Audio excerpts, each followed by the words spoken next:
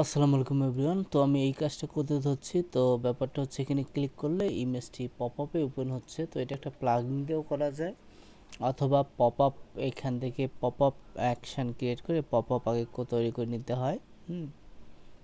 তারপর হচ্ছে ওইটা পপআপে সেট করে দেওয়া যায়।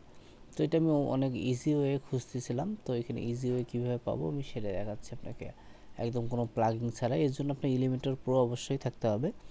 তো সর্বপ্রথম আপনি এই বাটনটা এখানে নিয়ে নেবেন। আমি বাটনটা অলরেডি নিয়ে নিয়েছি এবং টাইটেল দিয়ে দিচ্ছি এখানে টাইটেল। আর এইখানে হচ্ছে আমি ইউআরএল ছিল, আমি এখান থেকে ডায়নামিকলি সিলেক্ট করে নিয়েছি। এক্সাম্পল দেখাচ্ছি যে এটা এরকম ছিল। তো এখানে ডায়নামিকলি আমি এখানে লাইটবক্স, এই যে লাইটবক্স সিলেক্ট করে নেবেন। নেওয়ার পরে এখানে আবার সিলেক্ট দিয়ে এই যে ইমেজ এখানে সিলেক্ট করে নিয়ে এখান থেকে যে কোনো একটা ইমেজ সেট করে দিলাম। তো এটা ক্লিক করলে এখন পপআপে ইমেজটি ওপেন হবে। তো আমি এটা রিলোড দিই, তো চলে আসলো। এটা ক্লিক করলে এই ইমেজটা ওপেন হচ্ছে, এটা ক্লিক করলে এই ইমেজটা ওপেন হচ্ছে। এত সিম্পল একটা ট্রিক্স আর কি।